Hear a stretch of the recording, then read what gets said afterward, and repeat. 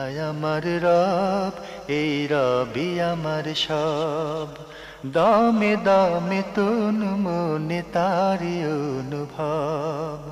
তোমার দুনিয়াতে আমি যেদিকে তাকাই, অথই নিয়ামতে ডুবে আছি সবাই। পাক পাখালির গানে শুনি তসবি কলরব, তসবি কলরব। আল্লাহ আমার রব, এই রবি আমার সব। আসসালামু আলাইকুম, আলহামদুলিল্লাহ, আসসালাতু ওয়াসসালামু আলা রাসূলিল্লাহ।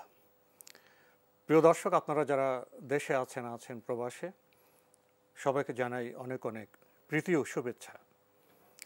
শুরু হলো এনটিভি আয়োজিত এবং লাভহিল নিবেদিত জুমাবারের লাইভ অনুষ্ঠান আপনার জিজ্ঞাসা। আপনাদের সাথে আছে আমি জাইনুল আবেদিন আজাদ, আর আপনাদের মনোজাগা প্রশ্নের জিজ্ঞাসার সরাসরি জবাব দিচ্ছেন বিশিষ্ট আলেম ডক্টর মোহাম্মদ সাইফুল্লাহ। আসসালামু আলাইকুম ওয়া রাহমাতুল্লাহি ওয়া বারাকাতুহু। প্রিয় দর্শক, আমাদের আজকের প্রাসঙ্গিক আলোচনার বিষয় গুনাহ এবং পরিণতি। চলুন তাহলে জিজ্ঞাসার আলোকিত ভুবনে আমরা প্রশ্ন নিচ্ছি। আসসালামু আলাইকুম প্রিয় দর্শক, পরিচয় দিয়ে প্রশ্ন করুন। আসসালামু আলাইকুম। ওয়ালাইকুম আসসালাম। জি হুজুর, আমি পাবনা থেকে বলছিলাম, মোহাম্মদ রেজাউর রহমান। জি ভাইয়া বলুন। জি, আমার দুইটা প্রশ্ন আছে আজকে জি। আপনাদের কাছে। আমার প্রথম প্রশ্ন, এই যে আমরা দেখি যে আমাদের সমাজ ব্যবস্থায় একটা নতুন বাড়িতে উঠতে বা কোনো ব্যবসা প্রতিষ্ঠান, দোকান বা কোনো প্রতিষ্ঠান নতুন উঠতে গেলে পরে তখন মিলাদ মাহফিল দিয়ে আমরা সেই বাড়িতে উঠি বা প্রতিষ্ঠানে যাত্রা শুরু করি আর কি। তো আমরা তো আসলে যতটুকু শুনছি যে এভাবে প্রচলিত মিলাদ করাটা বিদআত। সেক্ষেত্রে যদি আমরা নতুন একটা বাড়িতে, ঘরে বা দোকানপাট, ব্যবসা বাণিজ্য শুরু করতে চাই, সেক্ষেত্রে ইসলামের বিধিবিধান অনুযায়ী যদি আমরা করতে চাই, সেক্ষেত্রে আমাদের করণীয়টা কি? আমরা কিভাবে একটা নতুন বাড়িতে বা প্রতিষ্ঠানে? আপনার দ্বিতীয় প্রশ্নটি? আচ্ছা, দ্বিতীয় প্রশ্নটা হচ্ছে যে দাড়ি রাখা প্রসঙ্গে, দাড়ি রাখাটা কি ওয়াজিব না সুন্নাত? আর সেক্ষেত্রে দাড়ি রাখা ন্যূনতম কতটুকু পরিমাণ দাড়ি রাখলে দাড়ি রাখার হুকুম পালন করা হবে? ধন্যবাদ আপনাকে। প্রথম প্রশ্নটি, এটি ঠিকই বলেছেন, আমাদের সামাজিক সাংস্কৃতিক একটি বিষয় হয়ে উঠেছে। নতুন কোনো ব্যবসা প্রতিষ্ঠান, গৃহ, সেটা শুরুতে আমরা মিলাদ করি। আপনি বলছেন যে এটা বিদআত, তাহলে সঠিক কি করণীয়, আমরা সঠিক কি করতে পারি সেক্ষেত্রে? ধন্যবাদ আপনার প্রশ্নের জন্য। আপনি যে প্রশ্নটি করেছেন এটা আসলে আমাদের সমাজে একেবারেই বহুল পরিচিত একটি বিষয়। মনে হচ্ছে যেন নতুন বাড়িতে, নতুন দোকান অথবা নতুন ব্যবসা বাণিজ্যে কোনোভাবেই বরকত আসবে না যদি মিলাদ পড়া না হয়ে থাকে। আসলে এই ব্যাপারটি মোটেও সঠিক নয়, কারণ এটা আমরা বেদাতের সাথে এত বেশি মিশে গিয়েছি যে বেদাতটা আমাদের একেবারে জীবন প্রবাহের সাথে পরিপূর্ণরূপে মিশে গিয়েছে। ফলে আমরা মনে করছি যে এটাই হচ্ছে ইবাদতের প্রক্রিয়া। নতুন কোনো আমল, নতুন কোনো কাজ উদ্বোধনের ক্ষেত্রে শুরুর কাজ হচ্ছে বিসমিল্লাহ পড়ে আল্লাহ রাব্বুল আলামিনের কাছে আল্লাহর বান্দাগণ বরকতের যে দোয়া আছে সেই দোয়া করে শুরু করবেন। বরকতের দোয়াগুলো তারা ব্যক্তিগতভাবে করবেন। মানে এখানে কোনো ধরনের দোয়ার ক্ষেত্রে কোনো ধরনের আনুষ্ঠানিকতা রাসূলুল্লাহ সাল্লাল্লাহু আলাইহি ওয়াসাল্লামের কোনো আমল থেকে সাব্যস্ত হয়নি। সাহাবায়ে কেরাম, সাহাবীদের পরবর্তী সময়ে এই ধরনের কিছুই সাব্যস্ত হয়নি। তাই এক্ষেত্রে এতটুকু হতে পারে যে যদি আপনি একটা দোকান উদ্বোধন করেন, একটা ব্যবসা উদ্বোধন করেন, অথবা একটা নতুন একটা কাজের উদ্বোধন করেন, আপনি সেখানে সবাই একত্রিত হলে বিসমিল্লাহ পড়ে সবাই দোয়া করে তারপরে শুরু করলো। মানে এখানে আলাদাভাবে কোনো ধরনের মানে ইবাদত নতুন করে আবিষ্কার করার সুযোগ নেই, নতুন করে ইবাদতের কোনো কিছু আবিষ্কার করার সুযোগ নেই। তাই বরকতের জন্য যে দোয়াগুলো আছে সেগুলো করা যেতে পারে। আল্লাহুম্মা বারিক লানা ফিমা আতাইতানা, এই ধরনের যে দোয়াগুলো আছে, যেগুলো রাসূলুল্লাহ সাল্লাল্লাহু আলাইহি ওয়াসাল্লাম বরকতের জন্য যে দোয়াগুলো করেছেন সেগুলো করা যেতে পারে। আর এর শুরু হচ্ছে মূলত বিসমিল্লাহের মাধ্যমে, কারণ বিসমিল্লাহটা হচ্ছে এমন একটি বিষয় যার মাধ্যমে আল্লাহ সুবহানাহু ওয়া তাআলা প্রত্যেকটি কাজের মধ্যেই আল্লাহ রাব্বুল আলামিন বরকত দিয়ে থাকেন। সুতরাং এর মাধ্যমে শুরু করলেই যথেষ্ট হয়ে যাবে। সেখানে ইবাদতের কোনো মানে সুযোগ নেই যে নতুন কোনো ইবাদতের জন্য আলাদাভাবে করতে হবে, এর কোনো সুযোগ নেই। জি, তাহলে বিসমিল্লাহ বলে শুরু করতে হবে, বরকতে দোয়া করা যাবে। যখন একত্রিত কিছু মানুষ হয়েছে সেখানে যদি আপ্যায়নের ব্যবস্থা করা হয়, আর সেটা যদি আগে থেকে মানে প্ল্যান না থাকে, এমনি যদি আপ্যায়ন করা হয় স্বাভাবিক মানুষ আসলে তো একটা আপ্যায়ন করে, জি জি, এমনি নাজায়েজ কিছু নেই, কিন্তু সেখানে এই ধরনের খুব ঘটা করে অনুষ্ঠান ঘোষণা করা জায়েজ নেই। জি, যদি অনুষ্ঠান ঘোষণা করা হয় তাহলে আপ্যায়ন করা জায়েজ হবে না। জি, আমরা জানলাম বিষয়টি সম্পর্কে। প্রিয় দর্শক, আরেকটি প্রশ্ন করেছেন, দাড়ি রাখা সুন্নাত না ওয়াজিব, আর ন্যূনতম কতটুকু দাড়ি রাখলে দাড়ি রাখার হুকুম পালন হয়ে যাবে? ধন্যবাদ আপনাকে। দাঁড়িয়ে রাখা সুন্নাহ এই অর্থে যে রাসূলুল্লাহ সাল্লাল্লাহু আলাইহি ওয়াসাল্লাম দাঁড়িয়ে রেখেছেন। রাসূলুল্লাহ সাল্লাল্লাহু আলাইহি ওয়াসাল্লামের যতগুলো আমল আছে সবগুলো সুন্নাহ। সুন্নাহ দ্বীনের সমস্ত ইবাদতকে অন্তর্ভুক্ত করে। সুন্নাহ বলতে সব কিছুকে এর মধ্যে ইনক্লুড করা হয় থাকে। আর পারিভাষিক যে সুন্নত বলা হয় থাকে, যেটা ফরজ এবং ওয়াজিব নয়, বরং এর চেয়ে মানে এই মর্যাদার দিক থেকে এর চেয়ে ক্ষুদ্র অথবা এর চেয়ে কম, এই সুন্নাত দাঁড়িয়ে ক্ষেত্রে প্রযোজ্য নয়, বরং দাঁড়িয়ে ক্ষেত্রে বিশুদ্ধ বক্তব্য যেটা ওয়াজিব বা ফরজ, ওয়াজিব বা ফরজ। ফরজের বিষয়টি ইবনে হাজম আন্দালুসি রহমতুল্লাহ আলাইহি তার মারাতিবুল ইজমা এর মধ্যে তিনি সমস্ত ওলামায়ে কেরামের ইজমা নকল করেছেন যে সমস্ত ওলামায়ে কেরামের ঐক্যমতে সাব্যস্ত হয়েছে এটি ফরজ। সুতরাং দাঁড়িয়ের ব্যাপারে আল্লাহ রাসূল সাল্লাল্লাহু আলাইহি ওয়াসাল্লামের বক্তব্য থেকেও এটাই বোঝা যায়। সেক্ষেত্রে দাড়ি একজন ব্যক্তি রেখেছে, এতটুকু দাড়ি রাখলেই তার এই ফরজ আদায় হয়ে যাবে। দাড়ি রেখেছে এটা যখন মানে যে কোনো ব্যক্তি যে দাড়ি রেখেছে বোঝা যাচ্ছে, এতটুকু রাখলেই তার ফরজটুকু আদায় হয়ে যাবে, এতেও কোনো সন্দেহ নেই। কারণ দাড়ি রাখা বলতে যেটা বোঝায়, এতটুকু যদি তিনি রাখেন তাহলেই তার ফরজ আদায় হয়ে যাবে। এর জন্য শর্ত নয় যে দাড়ি এক মুষ্টি হতে হবে অথবা এক মুষ্টির বেশি হতে হবে। এই বক্তব্যগুলো আলেমদের সুন্নাতের ক্ষেত্রে বা ইস্তেহবাবের ক্ষেত্রে, মুস্তাহাবের ক্ষেত্রে আলেমদের মত পার্থক্য রয়েছে। বাকি উজুব যেটা বাধ্যতামূলক সেটা ততটুকু এর মাধ্যমেই আদায় হয়ে যাবে যতটুকু এর মাধ্যমে এটা প্রতীয়মান হবে, স্পষ্ট হবে যে তিনি দাঁড়িয়ে রেখেছেন। জি, প্রিয় দর্শক, আমরা বিষয়গুলি সম্পর্কে জানলাম। প্রশ্ন নিচ্ছি। আসসালামু আলাইকুম, পরিচয় দিয়ে প্রশ্ন করুন। লাইনে আছেন? জি জি জি যে আপনার পরিচয় দিয়ে প্রশ্ন করুন। জি জি। হ্যালো, যে আমরা আপনাকে শুনতে পাচ্ছি। আসসালামু আলাইকুম ওয়া রাহমাতুল্লাহ। ওয়ালাইকুম আসসালাম ওয়া রাহমাতুল্লাহ। আমি চিটং থেকে মনোয়ার হাসান চৌধুরী বলছি। জি ভাইয়া বলুন। আমার দুইটা প্রশ্ন ছিল। জি, আমার প্রথম প্রশ্ন হচ্ছে, আমরা জীবনে জেনে অজানা অনেক নামাজ হয়তো বাদ দিয়েছি, আমরা হয়তো নামাজগুলো কাজা হয়ে গেছে আর কি, আমরা সময় মতো নামাজ আদায় করতে পারি নাই। এখন এই অবস্থায়, now I am the man of about 65 years age, এখন আমরা কাজা নামাজগুলো কিভাবে আদায় করতে পারবো? আর আমার দ্বিতীয় প্রশ্ন হচ্ছে, আজকে সকালে আমি টিভিতে দুইটা মুফতি সাহেবের দুই রকম বয়ান শুনলাম। একজনে বললেন প্রতিটা ফরজ নামাজের পরে আস্তাগফিরুল্লাহ 3 বার পরে, তাসবিহ পরে, লা ইলাহা ইল্লাল্লাহ পরে আপনি শেষ করবেন। আর একটা মুফতি সাহেব বললেন প্রতি ফরজ নামাজের পরে আপনি আপনার এই বুক পর্যন্ত হাত উঠিয়ে আল্লাহর কাছে দোয়া চাবেন। এই প্রতিটা ফরজ নামাজের পরে দোয়া কবুল হয় হাত উঠিয়ে। এই বিষয়ে একটু কাইন্ডলি বলবেন। ধন্যবাদ আপনাকে। আপনাকে অশেষ ধন্যবাদ। আপনার প্রথম প্রশ্ন, অনেক বয়স হয়েছে, অনেক নামাজ ওনার পরিভাষায় কাজা হয়েছে।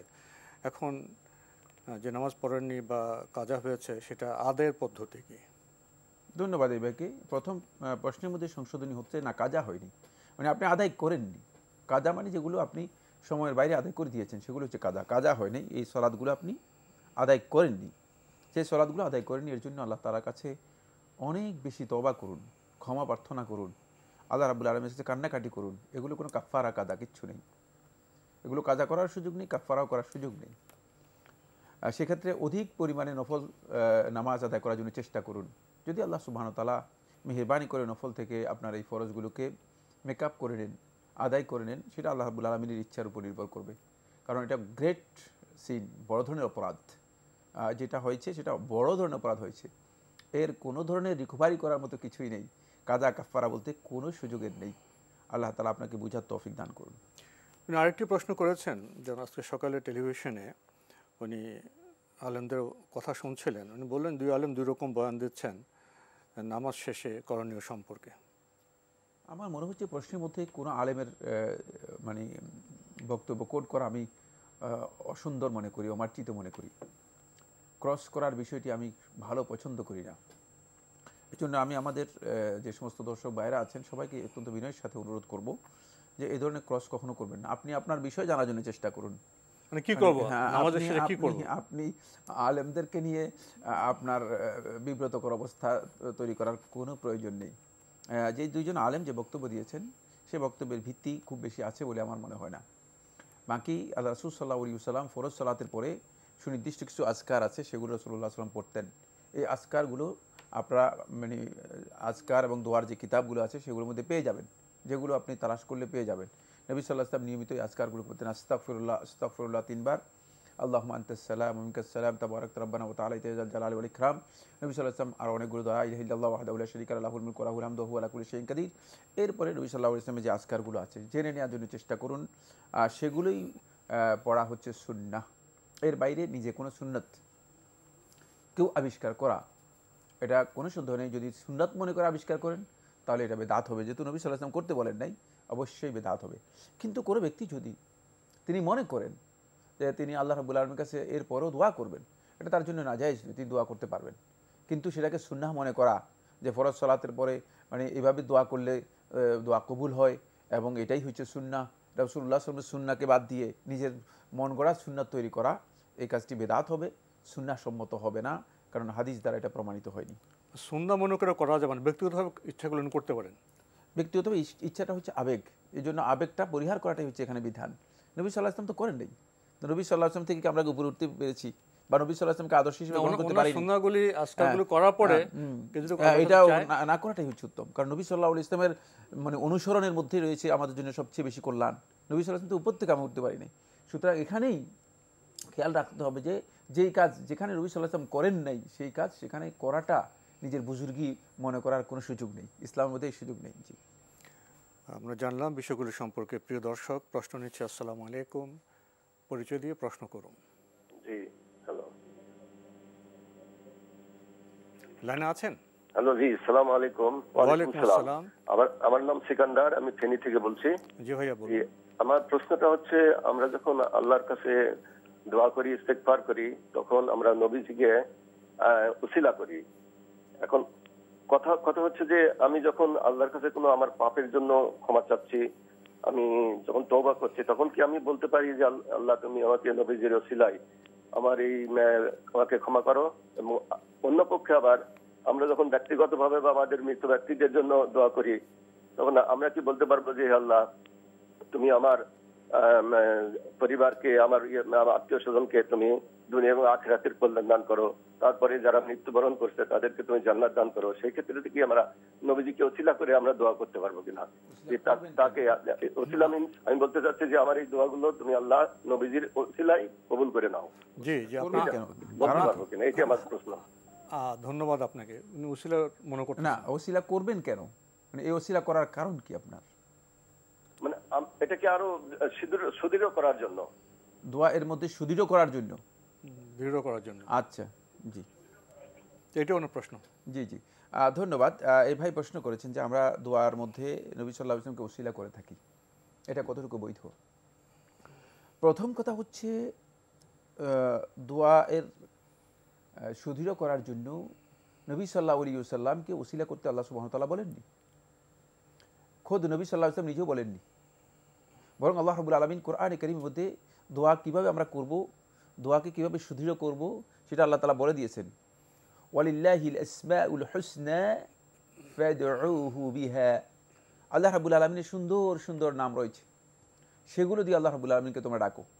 সুতরাং ওসিলা করার পদ্ধতি আল্লাহ সুবহানাহু ওয়া তাআলা কোরআনের মধ্যে স্পষ্ট করেছেন, সেটা হচ্ছে আল্লাহ রাব্বুল আলামিনের নাম দিয়ে, ইয়া হাইয়্যু ইয়া কাইয়্যুম, ইয়া আরহামার রাহিমিন, ইয়া যাল জালালি ওয়াল ইকরাম, ইয়া রহমান ইয়া রহিম। এইভাবে আল্লাহ রাব্বুল আলামিনের নামগুলো সুন্দর সুন্দর নাম দিয়ে আল্লাহ রাব্বুল আলামিনের কাছে দোয়া করবেন। এবং আল্লাহ নবী সাল্লাল্লাহু আলাইহি ওয়াসাল্লাম ঠিক সেভাবেই দোয়াগুলো করেছেন।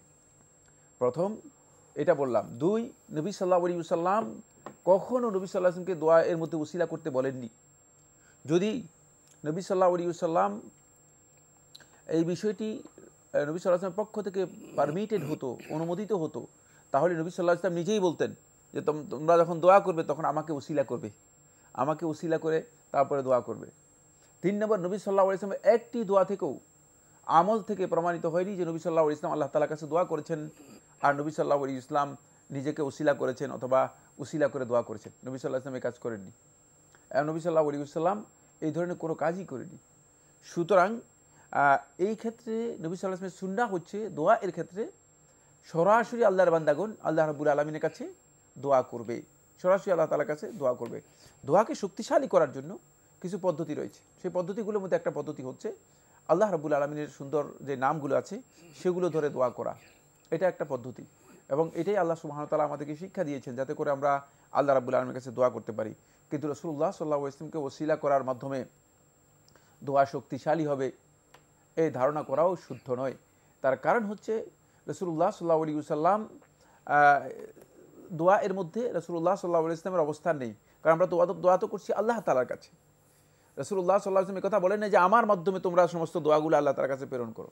কোরআনের মধ্যে আল্লাহ সুবহানাহু ওয়া তাআলা স্পষ্ট করে বলে দিয়েছেন ওয়াকালা রাব্বুকুম উদউনি আস্তাজিব লাকুম, যে তোমাদের রব বলেন উদউনি, তোমরা আমাকে ডাকো, আস্তাজিব লাকুম, আমি তোমাদের ডাক সাড়া দিব, কবুল করব, তোমাদের দোয়া কবুল করব।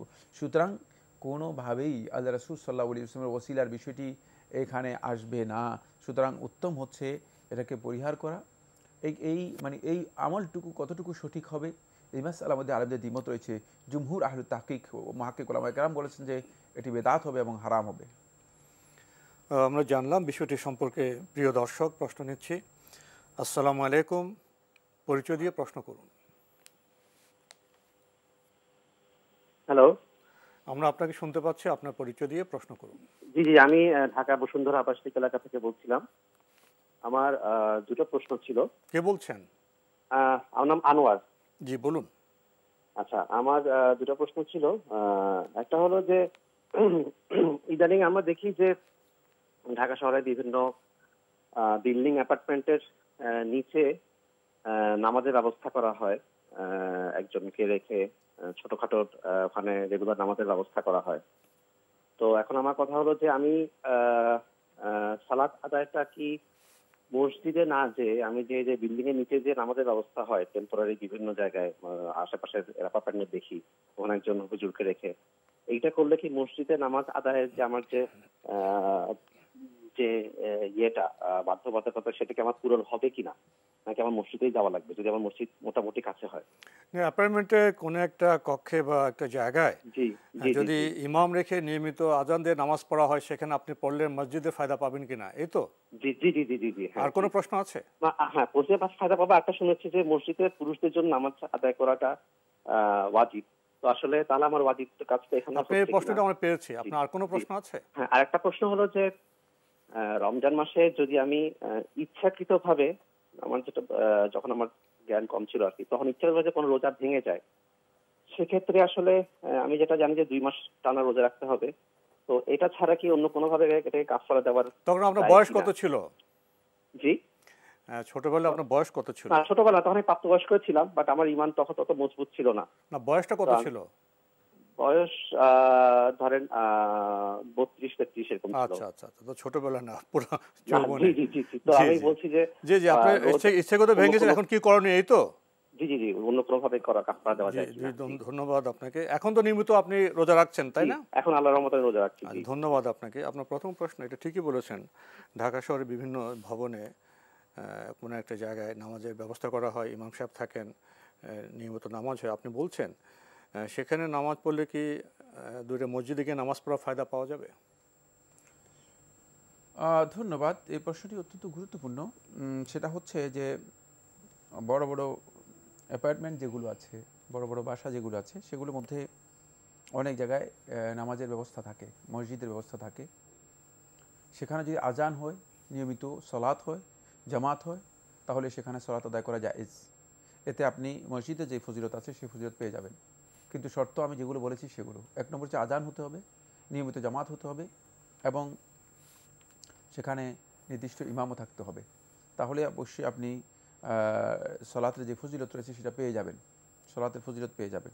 এক্ষেত্রে আপনার জন্য বাধ্যতামূলক নয় যে আপনি মসজিদে গিয়েই, মানে বড় মসজিদে অথবা জুমা মসজিদে গিয়ে আপনাকে ফরজ সালাত আদায় করতে হবে। এই ওয়াজিবটুকু আপনার এখানে যদি জামাতে আদায় করে থাকেন তাহলে এই ওয়াজিবটুকু আদায় হয়ে যাবে।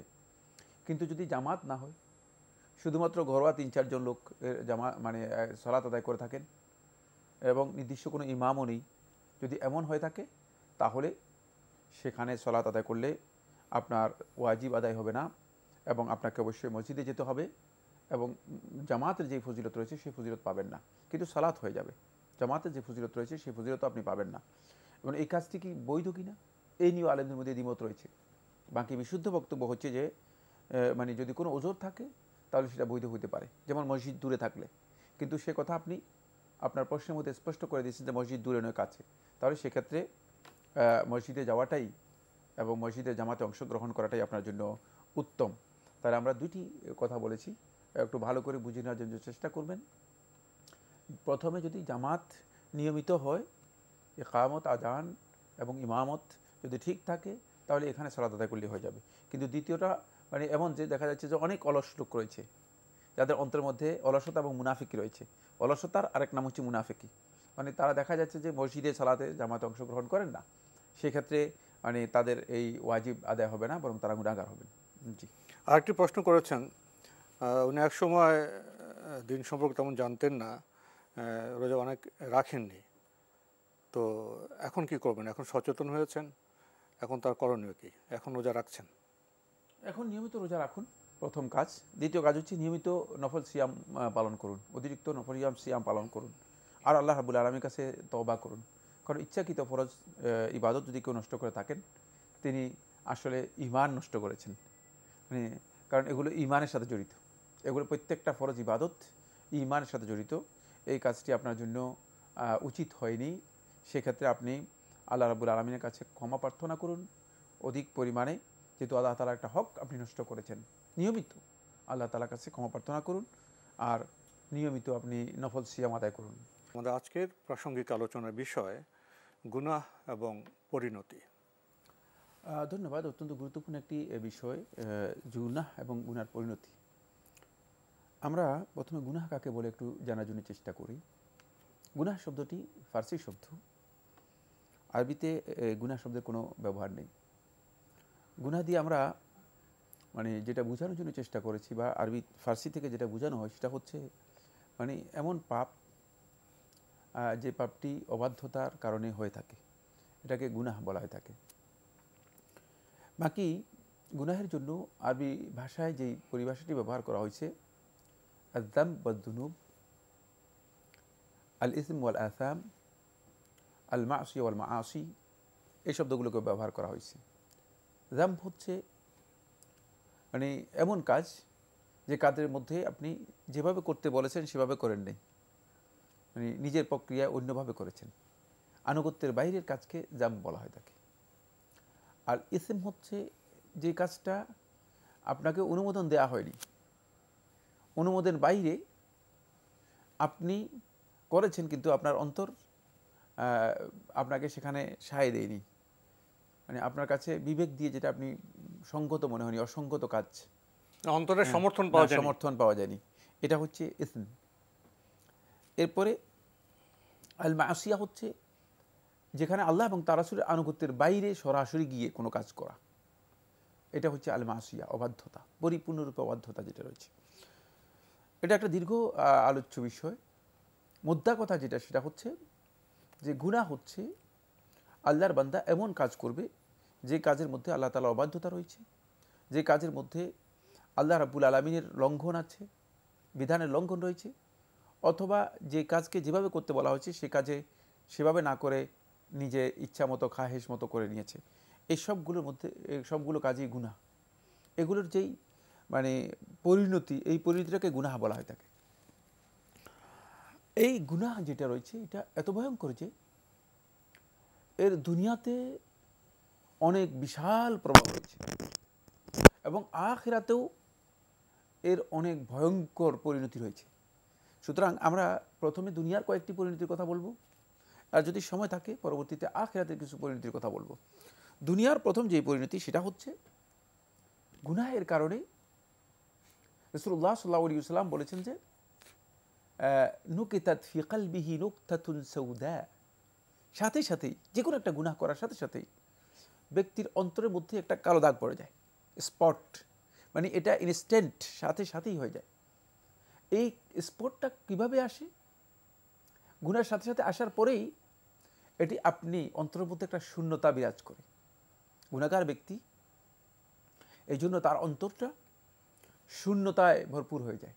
যত বেশি গুনাহ করবে তত দেখবে যে এর মধ্যে শূন্যতা আসতেছে, শান্তি থাকে না। আজকে শান্তি বলতে মানে যার যে অপরাধী, আপনি অপরাধীর কাছে যত হতাশা দেখতে পাবেন, আর যে ব্যক্তি জীবনে কোনোদিন অপরাধ করে নাই তার কাছে মানে ওয়াহশা যেটাকে বলা হয়, মানে শূন্যতা, মনে হচ্ছে যেন একেবারেই আইসোলেটেড হয়ে গিয়েছে, সে প্রশান্তি, মানে সবার কাছ থেকে বিচ্ছিন্ন হয়ে গিয়েছে। মানে এই বিচ্ছিন্নতা তার মধ্যে সার্বক্ষণিক বিরাজ করবে দুনিয়ার জীবনে, এটা আখিরাতের কথা বলছি না, কিন্তু গুনাহ যিনি করেন নাই তার মধ্যে সেটা আসবে না। এটা মনের সাথে জড়িত, 1 নম্বর পয়েন্ট। 2 নম্বর পয়েন্ট হচ্ছে যেটা, সেটা হলো এই গুনাহ মানুষের আরেকটি ভয়ঙ্কর ক্ষতি করে, সেটা হচ্ছে মানুষকে সত্যিকার জ্ঞান থেকে, সত্যিকার মানে যার মাধ্যমে মানুষ জ্ঞান সমৃদ্ধ হবে, বিশেষ করে ওহির জ্ঞান থেকে তাকে সম্পূর্ণরূপে বঞ্চিত করে দেয়। এই জন্য গুনাহগার ব্যক্তি মানে যত গুনাহ করবে তত তার কাছ থেকে জ্ঞান হারিয়ে যাবে। অনেক লোককে এমন দেখা গিয়েছে যে গুনাহের কারণে তিনি যা অর্জন করেছিলেন সবটাই তার মানে গোল্লায় চলে গিয়েছে, সবটাই হারিয়ে গেছে। এই জন্য গুনাহ মানুষের মানে পার্থিব জীবনে সবচেয়ে বড় ভয়ঙ্কর কাজ করে থাকে, সেটা হচ্ছে তার দুনিয়ার জীবনে জ্ঞানের পরিধি আস্তে আস্তে করে কমে যায়। এমন কি হতে পারে যে এক পর্যায়ে গিয়ে মানে ওই ব্যক্তি মানে দেখা গিয়েছে যে মানে তিনি আগে যা জানতেন, পরবর্তীতে দেখা গেছে তাকে জিজ্ঞেস করলে বলে না এরকম কথা তো আমি কখনো বলিনি, আমি তো জানি না, মানে তিনি একেবারেই মানে হারিয়ে যান, নিঃস্ব হয়ে যান। এটা কিন্তু গুনার একটা প্রভাব ব্যক্তি জীবনে। অবশ্য সকল ক্ষেত্রে একটা কারণ আমরা বলছি। 3 নম্বর যে পয়েন্টটি সেটা হলো এর মাধ্যমে বান্দাকে আল্লাহ রাব্বুল আলামিন তার যে রিজিকের প্রশস্ততা আছে সেখান থেকে রিজিক থেকে তাকে মাহরুম এবং বঞ্চিত করে দেন। রাসূলুল্লাহ সাল্লাল্লাহু আলাইহি ওয়াসাল্লাম হাদিসের মধ্যে বলেন ইন্নাল আবদা লা ইউহরামু আর রিজকু বিদ-দামবি ইউসিবুহু, বান্দা ইন্নাল আবদা লা ইউহরামু আর রিজক, বান্দা রিজিক থেকে মাহরুম হয়, বঞ্চিত হয়। ইনশাআল্লাহ এই বিষয়ে আমরা আপনার কাছ থেকে আরো শুনবো সামনে। প্রিয় দর্শক, আমরা খুবই গুরুত্বপূর্ণ বিষয়ে কথা শুনছিলাম, প্রশ্ন নেব। আসসালামু আলাইকুম, পরিচয় দিয়ে প্রশ্ন করুন। আমি রাজশাহী দুর্গাপুর থেকে বলছি, আজিজুল ইসলাম। জি ভাইয়া বলুন। আমার প্রশ্ন হচ্ছে, আমরা সিজদাতে আমি সুবহান রব্বিয়াল আলা এটা 3 বার বলার পরে অন্য অন্য দোয়াগুলো পড়ি, সুবহান কুদ্দুসুন রাব্বুল মালাইকাতি ওয়া রূহু, সুবহানাকা আল্লাহুম্মা রাব্বানা ওয়া বিহামদিকা আল্লাহুম্মা আগফিরলি জামবি কুল্লাহু দিক্কা ওয়া জিল্লাহু আওয়ালাহু আখিরাহু ওয়া নিয়াতু ওয়া শিরাহু, এই দোয়াগুলো পড়ি, এগুলো বেদাত হবে কিনা? আর কোনো প্রশ্ন আছে? হ্যাঁ, আরেকটা প্রশ্ন আছে যে ইমামের শেষ বৈঠক, আমার তো মনে করেন 1 রাকাত কি 2 রাকাত নামাজ পাই নাই, সেই শেষ বৈঠকে আমি ইমামের সঙ্গে শুধু আত্তাহিত পড়ে বসে থাকবো না অন্য অন্য দোয়াগুলো পড়বো, আর পড়লে বেদাত হবে কিনা? ধন্যবাদ আপনাকে। উনি সিজদায় সুবহান রাব্বিয়াল আলার পরে উনি কিছু দোয়ার কথা বলেছেন, সেগুলি পড়া কি বিদআত হবে? আপনি যে দোয়াগুলো উল্লেখ করেছেন সম্পূর্ণ সহিহ হাদিস দ্বারা সাব্যস্ত হয়েছে, সিজদার মধ্যেই সাব্যস্ত হয়েছে, বেদাত হওয়ার প্রশ্নই আসে না। নবী সাল্লাল্লাহু আলাইহি ওয়াসাল্লাম যেগুলো সিজদার মধ্যে পড়েছেন, পড়তে বলেছেন, সেগুলো বেদাত হবে কিসের ভিত্তিতে? কেন আপনার এই প্রশ্ন এসেছে সেটাও আমি জানি না। এগুলো সবটাই সহিহ হাদিস দ্বারা সাব্যস্ত হয়েছে। জি। দ্বিতীয় প্রশ্ন, ইমামের শেষ বৈঠক, ওনার হয়তো 2 রাকাত উনি পাননি, তো সেখানে উনি কি করবেন? আত্তাহিয়াতু দরুদগুলো পড়বেন? হ্যাঁ, আপনি বসে থাকবেন বেকার কেন? এটা সালাত, এখানে জিকিরের জায়গা, মাউদুল জিকির। সুতরাং মানে এখানে আপনি জিকির মানে যেটা আপনার কাছে জানা আছে সেটা আপনি জিকিরগুলো করতে পারবেন। আপনি এখানে দোয়া মাসুরাত যেগুলো আছে সেগুলো আপনি পড়তে পারবেন। এটা আপনার জন্য সুযোগ, যে আপনি একটা সুযোগ পেয়ে গিয়েছেন, অতিরিক্ত সুযোগ পেয়ে গিয়েছেন, সেটা হলো যে ইমামের সাথে আপনি শেয়ার করার কারণে এই মাসুরাতগুলো আপনি পড়তে পারবেন। এবং আমি মনে করে থাকি যে এটা পড়াই উত্তম, কারণ যদি আপনি বেকার বসে থাকেন সলাতের মধ্যে তাহলে শয়তান আপনাকে ওয়াসওয়াসা দিতে পারে। কারণ জিকিরের জায়গায় কোনো ব্যক্তি যখন গাফিল হয়ে যায় সাথে সাথে শয়তান সেখানে একটা সুযোগ নেওয়ার জন্য চেষ্টা করে থাকে। তাই উত্তম হচ্ছে এই জিকিরের মধ্যে নিজেকে মগ্ন রাখা। যদি কোনো ব্যক্তি ইবাদতের মধ্যে মগ্ন থাকে তাহলে শয়তান তাকে কি করতে পারে না, তাকে ওয়াসওয়াসা দিতে পারে না। আমরা জানলাম বিষয়গুলি সম্পর্কে। প্রিয় দর্শক, প্রশ্ন নিচ্ছে। আসসালামু আলাইকুম, পরিচয় দিয়ে প্রশ্ন করুন। লাইনে আছেন? হ্যালো, আপনি লাইনে থাকেন, আমরা আপনাকে শুনতে পাচ্ছি। আপনার পরিচয় দিয়ে প্রশ্ন করুন। দুঃখিত, আপনি কি লাইনে আছেন? লাইনটা কি কেটে গেল? আমরা নতুন প্রশ্ন নিতে পারি। আসসালামু আলাইকুম। ওয়ালাইকুম আসসালাম ওয়া রাহমাতুল্লাহ। আপনার পরিচয় দিয়ে প্রশ্ন করুন। ওয়ালাইকুম সালাম। জি, আমি আলিফ বলছিলাম রাজবাড়ী থেকে। কে বলছেন? আমি আলিফ বলছিলাম রাজবাড়ী থেকে। জি, আমরা আপনাকে শুনতে পাচ্ছি ভাইয়া, আপনার প্রশ্নটি করুন। প্রথম প্রশ্ন, শিশুর নিরাপত্তার জন্য পিতামাতা মানত করেছিল, তো অনেক আলেম ওলামা বলছে যে মানত করা ঠিক নয়, তো সেই মানত এখন কি করতে হবে? সেটা কি পূরণ করতে হবে নাকি না করলে কোনো সমস্যা নেই? আর দ্বিতীয় প্রশ্ন আমার, জি, আকিকা তো 7 দিনের দিন দিতে হয় শিশুর, কিন্তু পিতামাতা পূর্ব থেকে নিয়ত করেছিল কিন্তু আকিকা দিতে পারেনি, তো এক্ষেত্রে এখন কি আকিকা দেওয়া যাবে? কতদিন পরে? 5 বছর বয়স। 5 বছর। ধন্যবাদ আপনাকে। তো আপনার প্রথম প্রশ্ন, শিশুর নিরাপত্তার জন্য মানত করেছিলেন, এখন কেউ কেউ বলছেন যে মানত করা ঠিক নয়, তো এখন কি আপনাকে মানত পূরণ করতে হবে? হ্যাঁ, অবশ্যই মানত পূরণ করতে বলে। ইউফু নুজুরাহুম, তোমরা তোমাদের মানত সমূহ পূরণ করো। মানত করেছেন যেহেতু, আল্লাহ তাআলার হক আপনার উপর আবশ্যিক হয়ে গিয়েছে। আল্লাহ রাব্বুল আলামিনের হক আপনাকে আদায় করে দিতেই হবে। এখন যদি এই মানত পূরণ না করেন তাহলে আপনি আল্লাহ রাব্বুল আলামিনের হক নষ্ট করলেন। জি। আরেকটি প্রশ্ন করেছেন, আকিকা করার নিয়ত ছিল, তখন করতে পারেননি, এখন শিশু বয়স 5 বছর, এখন আকিকা করবেন? কোনো সন্দেহ নেই, আপনি যদি এখন জবে করে দেন শিশুর পক্ষ থেকে জবে হয়ে যাবে, কিন্তু সেটা আকিকা হবে কিনা আলেমদের মধ্যে দ্বিমত রয়েছে। বাকি করে দেওয়াটা করে দিলে তো উত্তম, জবে করলে তো আল্লাহর সন্তুষ্টির জন্য উত্তম হবে। কিন্তু আপনি সুন্নাহ লঙ্ঘন করলেন। এই সুন্নাহ লঙ্ঘন করাটা, যেমন আপনি একজন পিতা হিসেবে শিশুর শুরুতেই সুন্নাহ লঙ্ঘন করেছেন, তাহলে এই শিশু থেকে আপনি সুন্নাহ অনুযায়ী কি আপনার কোনো কিছু পেতে পারেন? সেই বিষয়টা আপনাকে বিবেচনা করতে হবে। আল্লাহ তাআলার কাছে এর জন্য তওবা করুন এবং যত দ্রুত সম্ভব জবে করে দিন। ওজর থাকলে এটা ভিন্ন কথা, ওজর থাকলে কেউ আকিকা করার প্রয়োজন নেই। আমরা জানলাম বিষয়টি সম্পর্কে। প্রিয় দর্শক, প্রশ্ন নিচ্ছি। আসসালামু আলাইকুম, পরিচয় দিয়ে প্রশ্ন করুন। আসসালামু আলাইকুম ওয়া রাহমাতুল্লাহ। ওয়ালাইকুম আসসালাম ওয়া রাহমাতুল্লাহ। জি, আপনারা ভালো আছেন? আলহামদুলিল্লাহ। জি, আমার একটা প্রশ্ন ছিল। জি। মহিলা জামাত প্রসঙ্গ আর কি। জি। দেখা যাচ্ছে যে আমাদের বর্তমান প্রেক্ষাপট, আমি রাসূল বলছিলাম জামালপুর থেকে। জি, সেটা হচ্ছে যে মহিলাদের যে আমরা যে জামাত করি, অনেক মসজিদে তো মহিলাদের জায়গা মানে জামাতের কোনো ব্যবস্থা নেই। তাহলে মহিলারা কি তাহলে কি জুম্মা সালাত, বিশেষ করে জুম্মা সালাত থেকে মানে বঞ্চিত হচ্ছে না? এক্ষেত্রে আমাদের করণীয়টা কি বা আমাদের করণীয় কি? জি, দুই নম্বর প্রশ্ন হচ্ছে যে আপনারা একটু আগে বললেন যে দাড়ি রাখলেই দাড়ির হক আদায় হয়ে যাবে। তো নবী সাল্লাল্লাহু আলাইহি ওয়াসাল্লাম, আমি জানতে পেরেছি যে নবী সাল্লাল্লাহু আলাইহি ওয়াসাল্লাম তোমার দাড়িকে ছেড়ে দাও, বুককে খাটো করো, একটু বলবেন কি? ধন্যবাদ আপনাকে। আপনার প্রথম প্রশ্ন, মহিলাদের জামাত প্রসঙ্গ অনেক জায়গায় ব্যবস্থা নেয়, সেক্ষেত্রে কি মহিলারা বঞ্চিত হচ্ছে না, কি করণীয়? মহিলারা জামাতে অংশগ্রহণ করতে পারছেন না যেহেতু জামাতের কোনো ব্যবস্থা নেই, কোনো সন্দেহ নেই এই কাজটি গর্হিত কাজ, নিষিদ্ধ কাজ। যে ব্যবস্থাপনার মধ্যে মহিলাদের জামাতের ব্যবস্থা রাখা হয়নি তারা গুনাহগার হবেন সবাই। সে মসজিদ কর্তৃপক্ষ গুনাহগার হবেন এবং মসজিদের এলাকার আশেপাশের মুসল্লি যারা আছেন তারাও গুনাহগার হবেন। মহিলারা আসুক বা না আসুক, মহিলাদের জন্য ব্যবস্থা থাকতে হবে, সলাতের ব্যবস্থা থাকতে হবে। মহিলারা যদি কেউ না আসে এতেও কোনো অসুবিধা নেই, কিন্তু সলাতের ব্যবস্থা থাকলে তো আসবে। অবশ্যই মসজিদের মধ্যে সলাতের ব্যবস্থা থাকতে হবে। মহিলাদেরকে জামাতে অংশগ্রহণ করার ব্যাপারে বঞ্চিত করার বিষয়টি এখানে আসবে, সেটা হচ্ছে মহিলাদের জন্য জুমার সলাত অথবা জামাতের সলাত নিয়মিত আদায় করা এটা কিন্তু ওয়াজিব নয়। মানে ওয়াজিব হলে হক নষ্ট হচ্ছে এই জন্য বঞ্চিত হতো, সেটা বুঝতে হবে। মানে ওয়াজিব যদি হতো তাহলে তাদের হক নষ্ট করা হচ্ছে, তাহলে বঞ্চিত এই শব্দ আসতো। কিন্তু এখানে বঞ্চিত নয়, এখানে হচ্ছে তাদেরকে ফজিলত থেকে কী করা হচ্ছে, মাহরুম করা হচ্ছে।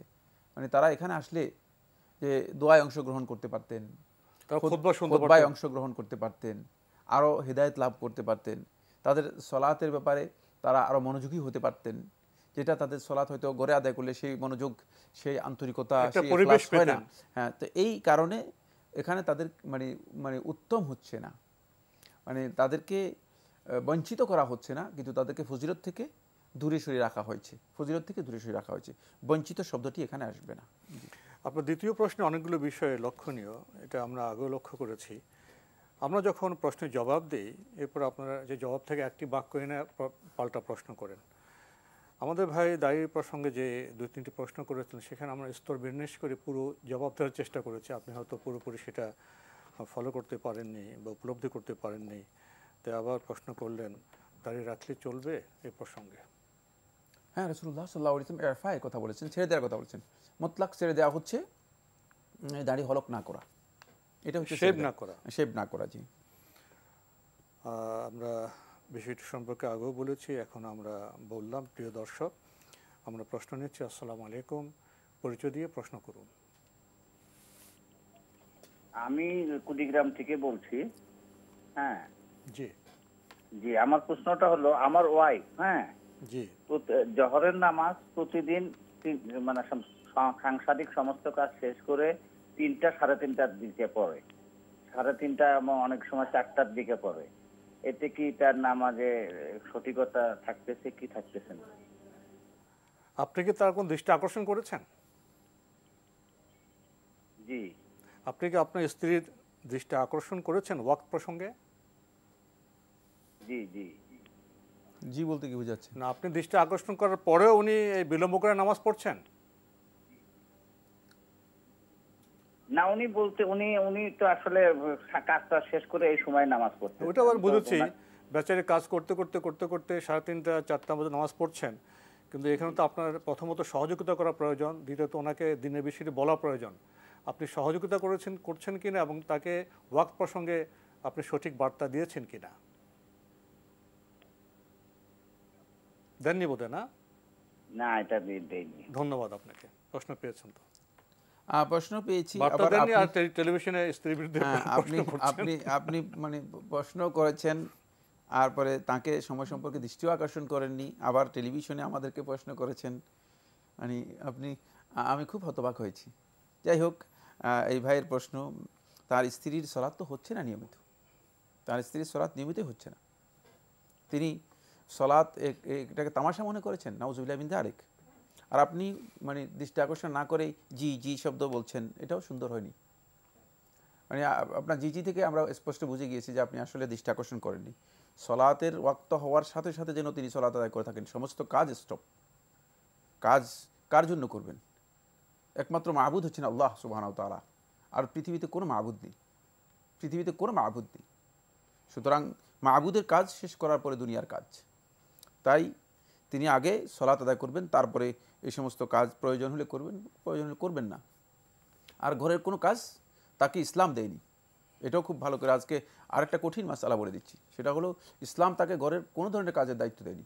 সে যদি ইচ্ছাকৃতভাবে করেন ভালো, অন্যথায় এগুলো সব আপনিই করবেন। আল্লাহ তাআলা তৌফিক দান করুন। প্রিয় দর্শক, আপনারা আমাদের সম্মানিত দর্শক, স্বামী স্ত্রী মিলিত আমাদের সংসার, সেখানে তো পরস্পরকে সহযোগিতা করতে হবে দিনের ব্যাপারে এবং প্রয়োজনীয় কাজের ব্যাপারে। আমাদের এখানে সমন্বয় নেই কেন? সমন্বয় হলে আমাদের সংসার জীবন সুন্দর হবে, বরকতময় হবে। প্রিয় দর্শক, আমরা প্রশ্ন নিচ্ছি। আসসালামু আলাইকুম, পরিচয় দিয়ে প্রশ্ন করুন। ওয়ালাইকুম আসসালাম ওয়া রাহমাতুল্লাহ। আমার প্রশ্ন হচ্ছে, হ্যালো, শুনতে পাচ্ছেন? জি, আমরা আপনাকে শুনতে পাচ্ছি। আপনার প্রশ্ন? জি, আমার স্ত্রী আপনার হচ্ছে পিরিয়ডের কারণে রোজার মাসে 5টা রোজা করতে পারে নাই। তো এই ক্ষেত্রে আপনার হচ্ছে ওই রোজা, এই যে শাওয়ালের যে 6টা রোজা আমরা মনে করছি শনিবার থেকে শুরু করব, তো ওই আগে কি ফরজ রোজাটা করতে হবে না? শাওয়ালের যেহেতু সময় নাই, শাওয়ালের আর 6-7 দিন সময় আছে, তো এই ক্ষেত্রে হচ্ছে শাওয়ালের রোজাটা কি আগে করা যাবে নাকি আগে ফরজ করে নিতে হবে? ধন্যবাদ আপনাকে। আর কোনো প্রশ্ন আছে? জি না, একটাই। প্রশ্ন তো পেয়েছেন? প্রশ্ন পেয়েছি। মানে তিনি বলেছেন যে তার স্ত্রী পিরিয়ডের কারণে সম্ভবত 5টি রোজা রাখতে পারেন নাই। হ্যাঁ, ভেঙেছে। তো তিনি তাহলে উচিত ছিল তার আগে শাওয়ালের রোজা আদায় না করে তার ফরজ 5টি রোজা আদায় করে নেওয়া। তিনি কেন এই খামখেয়ালি করেছেন?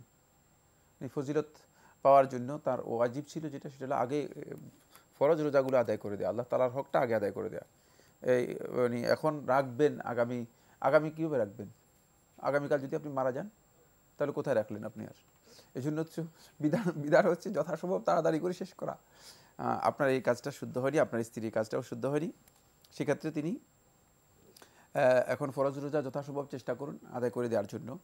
আর যদি সুযোগ থাকে, এখনও সময় আছে, এখন তো সময় আছে, বাকি শাওয়ালের 6 রোজা তিনি আদায় করবেন। জি, আমরা জানলাম বিষয়টি সম্পর্কে। প্রিয় দর্শক, প্রশ্ন নিচ্ছি। আসসালামু আলাইকুম, পরিচয় দিয়ে প্রশ্ন করুন। ওয়ালাইকুম আসসালাম। আসসালামু আলাইকুম। ওয়ালাইকুম আসসালাম। আমি মগবাজার থেকে মির্জা আমিনুল ইসলাম বেগ বলছি। জি, আমার একটাই প্রশ্ন, সেটা হচ্ছে ধরেন আমি নামাজের জন্য অজুতে গেলাম, অজু শেষ করলাম, হঠাৎ করে খেয়াল করলাম আয়নার সামনে যে আমার মুখটা ধোইনি। তো এখন আমার মাসলা কি, যে আমি কি আমার আপনি ভুলে মুখ ধোননি, এই তো? জি জি জি। ধন্যবাদ। পেয়েছেন প্রশ্ন? প্রশ্ন পেয়েছি, কিন্তু তিনি বলতেছেন এখন মাসলা কি করবেন এখন? না, তিনি উজু করছেন কিন্তু আয়নার সামনে দেখেন যে মুখটা উনি ভুলে ধোননি, মুখ ধোয়া হয়নি, তাহলে আবার উজু করবেন, আরেকবার উজু করতে হবে। জি, কিন্তু যদি নিশ্চিত হন যে তিনি মুখ ধুয়ে মানে ধোননি, তাহলে তিনি আবার উজু করবেন। আর যদি কনফিউশন হয় তাহলে তিনি উজু করেছেন। দুটো মাসালা আলাদা। মানে নিশ্চিত যদি হন উজু ধোনি, আবার উজু করতে হবে। আর যদি কনফিউশন হয় তাহলে আপনি উজু করেছেন। আমরা জানলাম বিষয়টি সম্পর্কে। প্রিয় দর্শক, প্রশ্ন নিচ্ছে। আসসালামু আলাইকুম, পরিচয় দিয়ে প্রশ্ন করুন। ওয়ালাইকুম আসসালাম। আসসালামু আলাইকুম। ওয়ালাইকুম আসসালাম। জি, আমি ফোন দিয়েছি প্রথমত হচ্ছে আমার বাবা, উনি রমজান মাসে হচ্ছে মসজিদে তারাবি জামাতে আদায় করতেন। আপনি স্পষ্ট বোন একটু অপেক্ষা করুন, আপনি প্রশ্নটি আর একটু ধীরে বলুন, রিপিট করুন প্রশ্নটি। জি, আমি বলছি আমার বাবা রমজান মাসে উনি তারাবি মসজিদে জামাতে আদায় করতেন, কিন্তু যখন তিনি বেতের নামাজটা হাতে রাখতেন এবং হাতে রেখে বাসায় এসে পড়তেন, এবং সে তাহাজ্জুদ নামাজ পড়ার পরে সে বেতের নামাজটা পড়তেন। তো এক্ষেত্রে কি মানে সে কি বেতের নামাজটা জামাতে পড়বে, যেহেতু রমজান মাসে হচ্ছে শুধুমাত্র বেতের নামাজটা জামাতে পড়ানো হয়? এক্ষেত্রে কি সে বেতের নামাজটা জামাতে পড়লে তার জন্য ভালো হবে কিনা, এটা একটা প্রশ্ন। আর একটা হচ্ছে আমরা হচ্ছে বিভিন্ন হাদিসেও দেখেছি এবং দেখছি যে সবাই আগে হয়তো মেয়েরা একটু আলাদাভাবে নামাজ পড়তেন, কিন্তু ছেলেরা একটু আলাদাভাবে। তো আমরা কি মেয়েরা ছেলেরা একইভাবে নামাজ পড়বো? হয়তো কিছু টার্ম আলাদা থাকে, যেমন মেয়েরা সতর ঢাকাটা আলাদা, কিন্তু মানে সেজদার পদ্ধতি বা পদ্ধতি কি দুজনের ক্ষেত্রেই সেম কিনা? ধন্যবাদ আপনাকে, আপনি খুব সুন্দর প্রশ্ন করেছেন। ওনার বাবা মসজিদে তারাবি পড়েন কিন্তু বেতের বাসায় পড়েন, কোনটা উত্তম, মসজিদে পড়াটা না বাসায় যেভাবে পড়ছেন? বাসায় যদি শেষ রাতে তিনি ভিতরে সালাত আদায় করে থাকেন, তার এই কাজটি উত্তম, করে সন্দেহ নেই। এর জন্য তিনি জামাতে যদি ভিতরে সালাত আদায় নাও করেন কোনো অসুবিধা নেই। জি, আরেকটি প্রশ্ন উনি করেছেন যে ছেলে এবং মেয়েদের নামাজের পদ্ধতি কি আলাদা আলাদা? না, সালাতের বিধানের ক্ষেত্রে আলাদা কোনো নারীদের সালাতের জন্য আলাদা কোনো ডিজাইন দেওয়া হয়নি, আলাদা কোনো পদ্ধতি দেওয়া হয়নি। সালাতের সেম পদ্ধতি নারী এবং পুরুষের সালাতের মধ্যে রাসূলুল্লাহ সাল্লাল্লাহু আলাইহি ওয়াসাল্লাম থেকে সহিহ রিওয়ায়াত দ্বারা সাব্যস্ত হয়েছে। আলেমদের মধ্যে কেউ কেউ বিভিন্ন ক্ষেত্রে যে পার্থক্যটুকু উল্লেখ করেছেন ইজতিহাদের মাধ্যমে, সেটা নিছক ইজতিহাদ এবং এর সপক্ষে সুস্পষ্ট কোনো দলিল নেই। সালাতের মতো একটি ইবাদত যেটি একেবারেই কমন, যার সাথে সবার সম্পৃক্ততা আছে, নারী পুরুষ নির্বিশেষে সবার জন্য ফরজ এবং ইসলামের সবচেয়ে বড় ফরজ, প্রশ্নই আসে না যদি রাসূলুল্লাহ সাল্লাল্লাহু আলাইহি ওয়াসাল্লাম নারীদের জন্য আলাদা কোনো নির্দেশ দিতেন, এই মর্মে একটা হাদিসও আসবে না, আর রাসূল সাল্লাল্লাহু আলাইহি ওয়াসাল্লামের এটা কোনোদিন প্রশ্নও আসে না। এখান থেকেই বোঝা যাচ্ছে যে এই পার্থক্যটুকু ইজতিহাদ নির্ভর যে পার্থক্য ওলামায়ে কেরামগণ করেছেন, সম্মানিত ওলামায়ে কেরামদের এই ইজতিহাদ যথার্থ নয়, সঠিক নয়। এক্ষেত্রে আলাদা কোনো বিধান রাসূলুল্লাহ সাল্লাল্লাহু আলাইহি ওয়াসাল্লাম দেননি। আমাদের আজকের প্রাসঙ্গিক আলোচনার বিষয় গুনাহ এবং পরিণতি। কিছুক্ষণ আগে গুনাহের পরিণতি দুনিয়া কেমন হয় সে সম্পর্কে আমরা কিছু কথা জেনেছি। এখন জানার চেষ্টা করব পরকালে কি পরিণতি হবে। ধন্যবাদ। দুনিয়াতে তো অনেকগুলো পরিণতি রয়েছে, কিছু বললাম না। আখিরাতের এই পরিণতি ভয়াবহ। প্রথম হচ্ছে গুনাহের কারণে ওই ব্যক্তি কবরের মধ্যে যে ফিতনা করা হবে, সে ফিতনায় সে একেবারেই কমন প্রশ্নের উত্তর দিতে পারবে না, ব্যর্থ হয়ে যাবে। ব্যর্থ। হ্যাঁ হ্যাঁ লা আদরি, আমি জানি না। তাকে জিজ্ঞেস করা হবে দিন, এটা তো সে জানে। সারা জীবন সে তার পাসপোর্টে লিখেছে, তার কাগজের মধ্যে লিখেছে যে আমি মুসলিম, ইসলাম হচ্ছে ধর্ম, কিন্তু এই উত্তর দিতে পারবে না। সে তার রবের পরিচয় দিতে পারবে না, আসবে না তার মুখে, ভুলে যাবে। কত ভয়ঙ্কর! সেখান থেকে তার জন্য মানে অবধারিত হয়ে যাবে শাস্তি। এই প্রশ্ন উত্তর থেকে সে ব্যর্থ হয়ে যাবে। এরপর এদেরকে উত্থিত করা হবে, উঠানো হবে। প্রত্যেককে তার গুনার মানে ওই অপরাধের মানে ধরন অনুযায়ী তাকে মাহশরের ময়দানে আনা হবে। ইউবাসুন আলা নিয়াতিহি, তাদের যে নিয়ত ছিল সেই নিয়তের উপর তাদেরকে সেদিন বাস করা হবে, পুনরুত্থান করা হবে। ওয়াইহশারুন আলা উজুহিহিম, তাদেরকে সেখানে আনা হবে, তারা মুখের উপর ভর করে তারা আসতেছে। বিভিন্ন স্টাইল হবে, প্রত্যেককে তার অপরাধ যেটা আছে অপরাধ এর সাথে আসবে।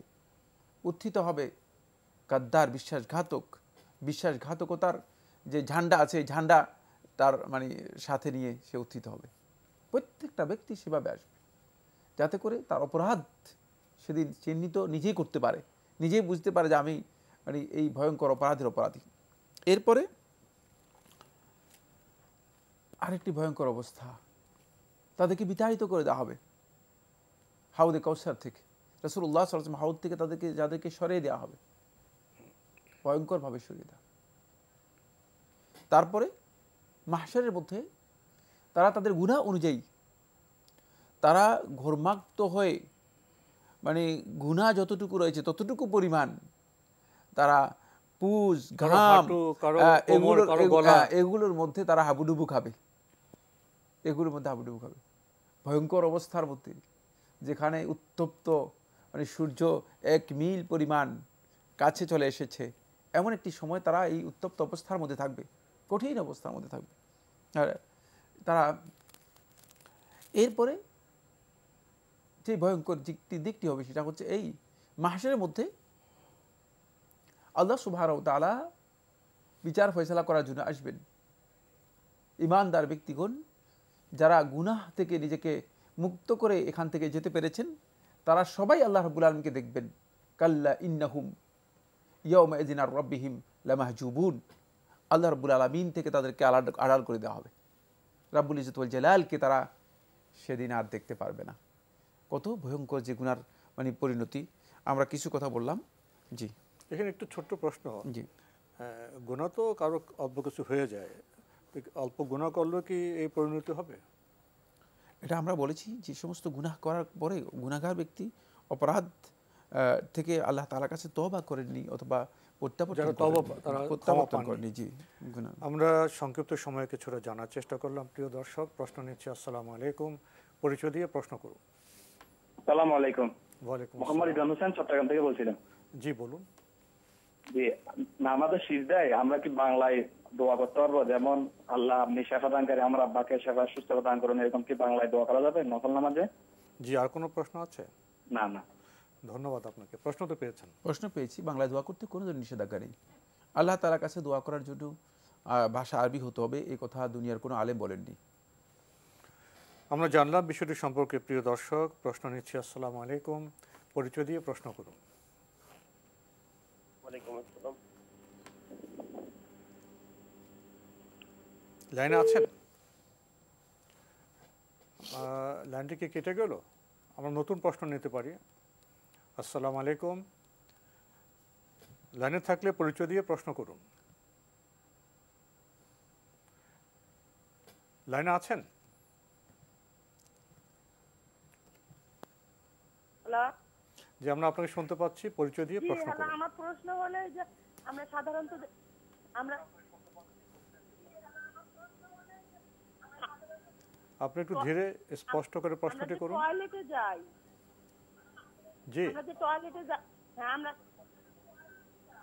টয়লেটে গিয়ে মনে করেন টয়লেট থেকে বাইরে যদি অজু না করে রান্না করি, সেই রান্নাটা খাবার খেয়ে যদি আমরা নামাজ আদায় করি তাহলে কি আমাদের নামাজ কবুল হবে? আমরা আপনাকে পুরো শুনতে পাইনি। আপনার প্রশ্ন কি এরকম, টয়লেট করে এসে অজু না করে রান্না করলে জি জি রান্না এটা হালাল হবে কিনা, এই তো? জি, ওটা খাওয়া ঠিক হবে কিনা। আবার দেখা যায় অনেক সময় ওই যে হিন্দুদের হাতের রান্না খাবার খেলে সেই ক্ষেত্রে কি যে আমাদের নামাজে কোনো সমস্যা হবে কিনা, আমাদের নামাজ আমরা অন্য ধর্মাবলম্বীদের রান্না করা খেলে? জি জি জি। আবার টয়লেটে গিয়ে যদি আমরা অজু না করি।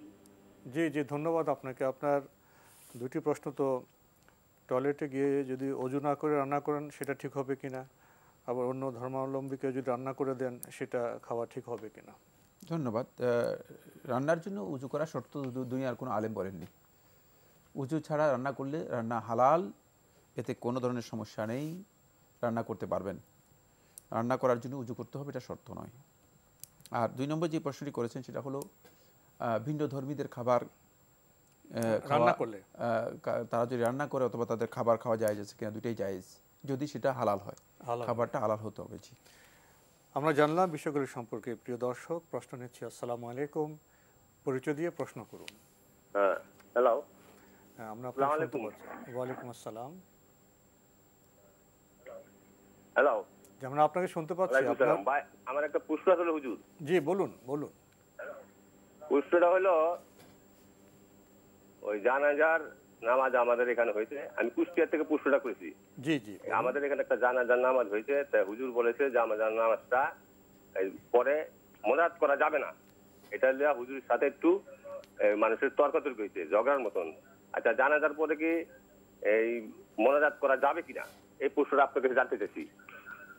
জি, ধন্যবাদ আপনাকে। প্রশ্ন তো না, প্রশ্ন বেশি। জানাজা সালাত তো মুনাজাত। মুনাজাত যেটাকে বলেন আপনি, মুনাজাত তো আপনি তো মুনাজাত তো আপনি বুঝেন নাই, মুনাজাত নয়, সেটা হচ্ছে দোয়া। জানাজা সালাত পুরোটাই দোয়া, জানাজা সালাত পুরোটাই দোয়া। সুতরাং জানাজা সালাতের পরে আর আলাদা দোয়া এর কোনো প্রয়োজন নেই, আলাদা দোয়ার কোনো প্রয়োজন নেই। যে কথা আপনার এই হুজুর বলেছেন তিনি সঠিকই বলেছেন। আর যিনি বলেছেন তারা তো ভুল করেছেন। তিনি বলেছেন যে যারা তর্ক করেছেন এবং বলেছেন যে মুনাজাত করতে হবে, তারা না বুঝেই করেছেন, না জেনেই করেছেন। আমরা জানলাম বিষয়টি সম্পর্কে। প্রিয় দর্শক, প্রশ্ন নিচ্ছি। আসসালামু আলাইকুম, পরিচয় দিয়ে প্রশ্ন করুন। ওয়ালাইকুম আসসালাম। আসসালামু আলাইকুম। আমার দুটো প্রশ্ন। লাইনে আছেন? জি আছি। যে আপনার পরিচয় দিয়ে প্রশ্ন। জি। একটা প্রশ্ন হলো, আমার 1.5 ভরির উপরে স্বর্ণ আছে আর 1,60,000 টাকা আছে। এখন আমার কি কুরবানি জায়েজ আছে? 1।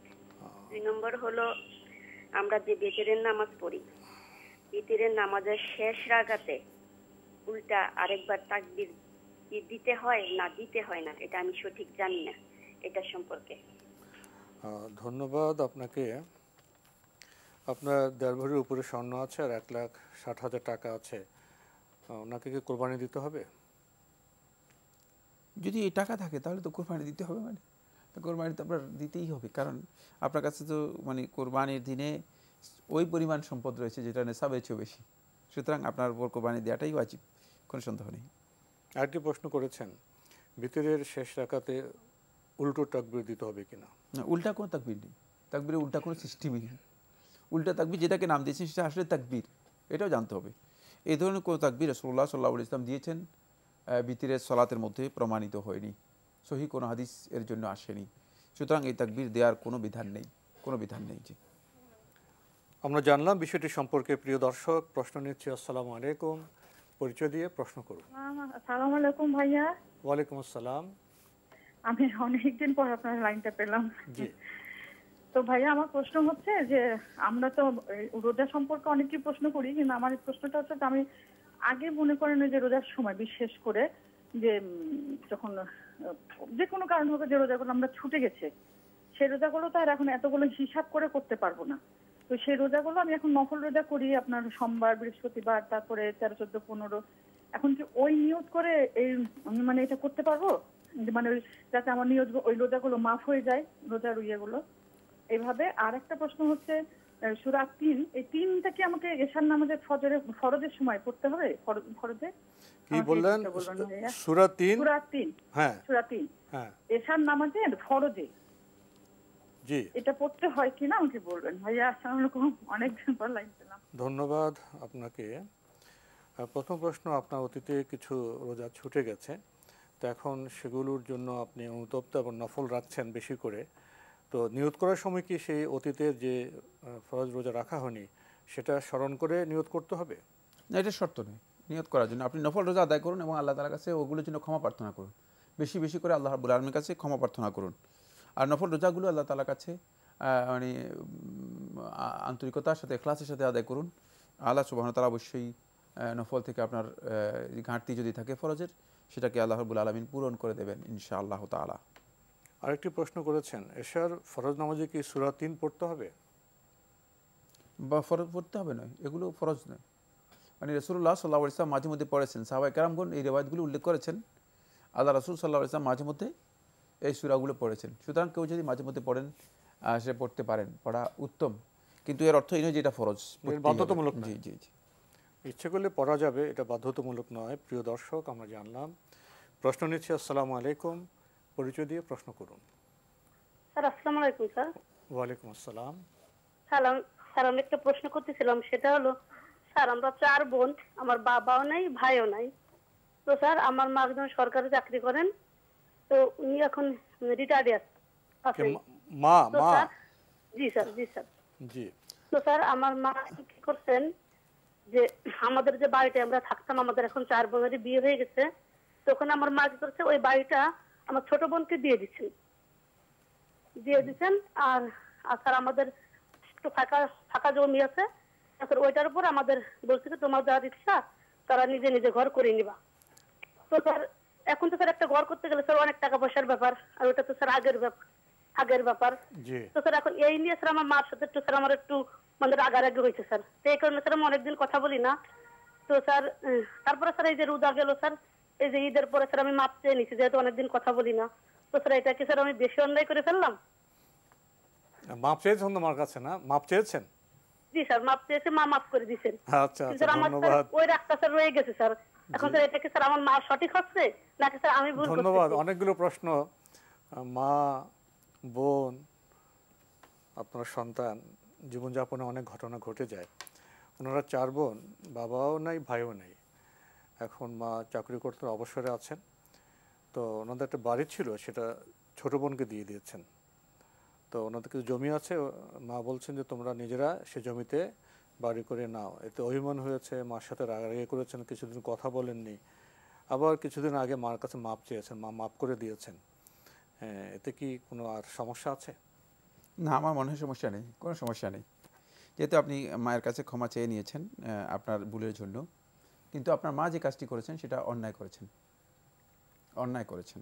আপনার মায়ের এই আচরণ আল্লাহ তাআলার কাছে গ্রহণযোগ্য নয়। এই অবস্থায় যদি তার মৃত্যু হয়, তাহলে তিনি কিয়ামতের দিন আটকা পড়ে যাবেন।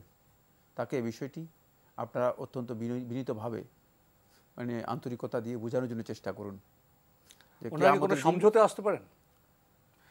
4 বোন এবং মা মিলে কোনো সমঝোতে আসতে পারেন? হ্যাঁ, সমঝোতা আসতে পারবেন। সেখানে তো কম বেশি হতে পারে, কম বেশি হতে পারে, সমঝোতাও করতে পারেন। আর সেক্ষেত্রে মাকে এটা বোঝানো উচিত যে তিনি অন্যায়ভাবে যে কাজটি করেছেন, মানে শুধুমাত্র এক বোনকে বাড়ি লিখে দেওয়ার কাজটা তার জন্য বৈধ হয়নি। আমরা প্রশ্ন নিচ্ছি। আসসালামু আলাইকুম, প্রিয় দর্শক, পরিচয় দিয়ে প্রশ্ন করুন। আসসালামু আলাইকুম। ওয়ালাইকুম আসসালাম। আমি 10 বছর যাবত আমার বিয়ে হয়েছে, কোনো সন্তান হচ্ছে না। তো আমি একটা ছেলে সন্তান যদি দত্তক নেই, তাহলে তার সাথে কি আমার পর্দা করতে হবে নাকি? এটা জানতে চাচ্ছি। দত্তক নিলে কি করতে হবে? যদি আমি একটা ছেলে সন্তান দত্তক নিই তাহলে তার সাথে কি আমার পর্দা করতে হবে নাকি? অনেকেই বলে এটা তার সাথে নাকি আমার পর্দা। ধন্যবাদ আপনাকে। একেবারে আমরা শেষের দিকে এসে যদি সংক্ষেপে বলতেন। প্রশ্ন পেয়েছেন? হ্যাঁ, প্রশ্ন পেয়েছি। পর্দা করতে হবে অবশ্যই। যদি আপনি তাকে দুধ পান করাতে না পারেন তাহলে আপনাকে পর্দা করতে হবে। জি। প্রিয় দর্শক, সময়ের কারণে আমরা আজকে আর প্রশ্ন নিতে পারছি না, তবে আপনাদের অবগতির জন্য জানাতে পারি আপনার জিজ্ঞাসা অনুষ্ঠানটি সপ্তাহে রবি, সোম, মঙ্গল, বুধ এই 4 দিন বিকেল 5:30 সম্প্রচার হয়ে থাকে। ওইসব অনুষ্ঠানে আপনাদের মনে থাকা প্রশ্ন চিঠির মাধ্যমে, ইমেলের মাধ্যমে পাঠাতে পারেন। আমাদের ঠিকানা পরিচালক আপনার জিজ্ঞাসা, এনটিভি, বিএসএসি ভবন, 7ম তলা, 102 কাজী নজরুল ইসলাম এভিনিউ, কারওয়ান বাজার, ঢাকা 1215। ইমেল অ্যাড্রেস আপনার জিজ্ঞাসা @ntbbd.com। এছাড়া এনটিভি অনলাইনেও আপনারা আমাদের অনুষ্ঠান দেখতে পারবেন www.ntbbd.com। ইউটিউবে এবং ভেরিফাইড ফেসবুক পেজে অনুষ্ঠান দেখতে পারবেন। প্রিয় দর্শক, সবশেষে রয়েছে গ্রন্থ পরিচিতি। আমাদের আজকের গ্রন্থের নাম ইসলামী শরিয়ায় দাড়ি রাখার বিধান। এই গ্রন্থটি লিখেছেন ডক্টর মোহাম্মদ মতিউল ইসলাম বিন আলী আহমদ।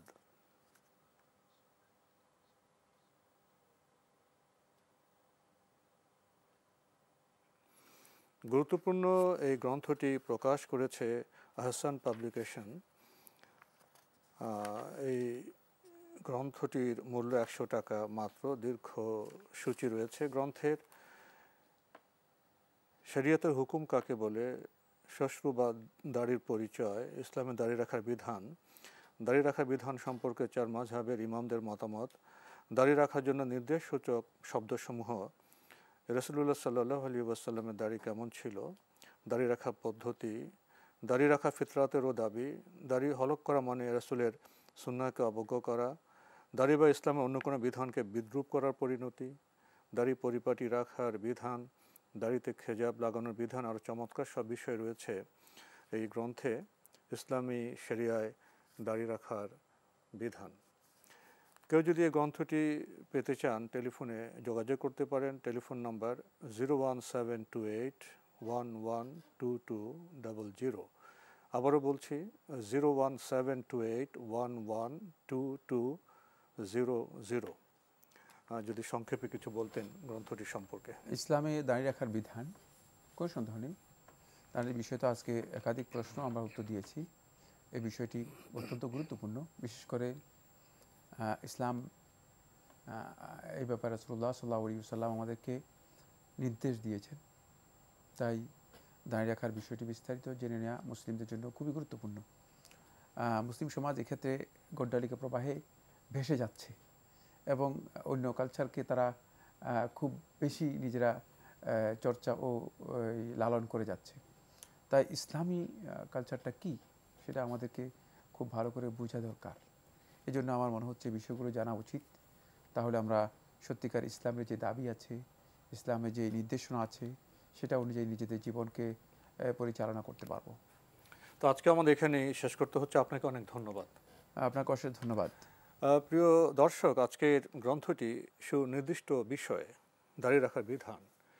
জীবনের বিচিত্র সম্পর্ক সূত্রে আরও অনেক বিধান আছে। সে বিধান সম্পর্কে আমরা জানলে আমাদের ইবাদত শুদ্ধ হবে, জীবনযাপন শুদ্ধ হবে এবং ইনশাআল্লাহ আমরা দুনিয়া এবং আখিরাতের কল্যাণ লাভে সমর্থ হতে পারি। আসুন আমরা বিধান সম্পর্কে জানি, সময় ব্যয় করি। দেখা হবে ইনশাআল্লাহ আগামী জুমাবার একই সময়ে। প্রিয় দর্শক, মহান আল্লাহ আমাদের সবাইকে নিরাপদে রাখুন, রাখুন শান্তিতে। আসসালামু আলাইকুম। আল্লাহ আমার রব, এই রবি আমার সব, দামে দামে তুন মনে তারি অনুভব। আল্লাহ আমার রব, এই রবি আমার সব।